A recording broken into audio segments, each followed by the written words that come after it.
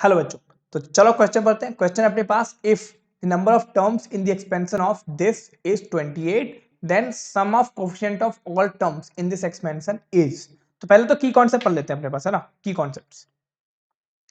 Concepts क्या है कि पहला कि अपने सपोज अपने पास x1 plus x2 plus dot dot x r raise to n है ना। मतलब 8 टर्म्स हैं इसमें, one first term, second term, third term और 8 टर्म की पावर n। तो ऐसे कैसे 8 चीजें हैं और उसकी पावर n है, तो इसमें जो नंबर ऑफ टर्म्स होता है, नंबर ऑफ टर्म्स वो होता है अपने पास फॉर्मूला कि n plus r minus one C r minus one, पहला। दूसरा कि अगर अपने पास a x a plus b x plus c x square plus dot dot ऐसा कुछ है कि पावर n है, और ये मान लो ऐसा कुछ हो सकता है कि a0 plus a1x plus a2x square, ऐसा कुछ हो सकता है। तो इसमें जो सम ऑफ कोफिशिएंट है क्या होगा, sum of coefficient, sum of all coefficient, for sum of all coefficient put x equal to 1। तो अगर तुम x इक्वल टू 1 पुट कर दोगे तो राइट साइड क्या हो जाएगा कि a0 प्लस a1, कोफिशिएंट मतलब वेरिएबल हटा के जो हुआ, तो वेरिएबल यहाँ पे x है, उसके अलावा क्या है a0 a1 a2। तो अगर सम ऑफ कोफिशिएंट चाहिए तो नहीं, nothing but x equal to 1 डाल दो, तो जो भी होगा लेफ्ट साइड वो सम ऑफ कोफिशिएंट ही होगा।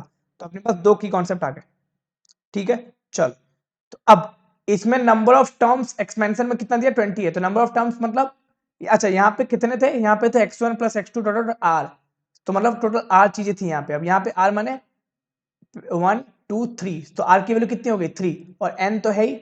तो यहाँ पे जो नंबर ऑफ टर्म्स हो जाएंगे वो हो जाएंगे n plus r minus one, r मतलब 3, तो 3 minus one C 3 minus one is equal to 28।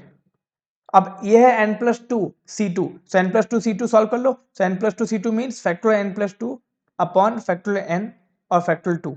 So cancel कर लो इसको, जैसे ही कैंसिल करोगे ना वो आएगा n plus one n plus two. So n plus one into n plus two is equal to 56। अब चाहो तो इसको ऐसा क्वाड्रेटिक बना के सॉल्व कर लो, लेकिन कोई जरूरत नहीं। रीजन क्या है कि n एक नेचुरल नंबर है, तो n प्लस वन भी नेचुरल नंबर है, n प्लस टू भी एक नेचुरल नंबर है। और सुनना कि ऐसे किसी भी दो नेचुरल नंबर का प्रोडक्ट 56 जो कि कंजुगेटिव हो, है ना, n plus one plus one plus two. So 56 को अलग अगर मैं 7 इंटू 8 लिख दूं, क्या मेरा काम हो जाएगा?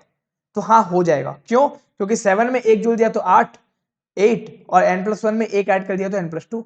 तो therefore from here we can say n plus one is equal to 7। So यहां से मैं क्या बोल सकता हूं कि n plus one equal to 7, तो n की वैल्यू 6।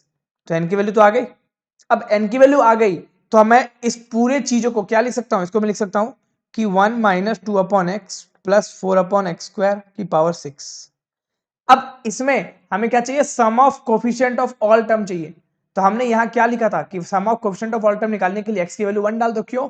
क्योंकि सब वेरिएबल पार्ट कट जाएगा। तो इसी में जब तुम x की value put x is equal to 1 for sum of all coefficient, for sum of all coefficient,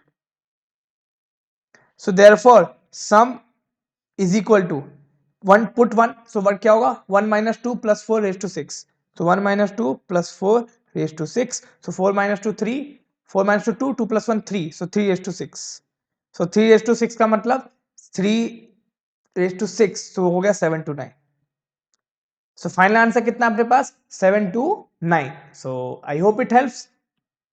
Thank you.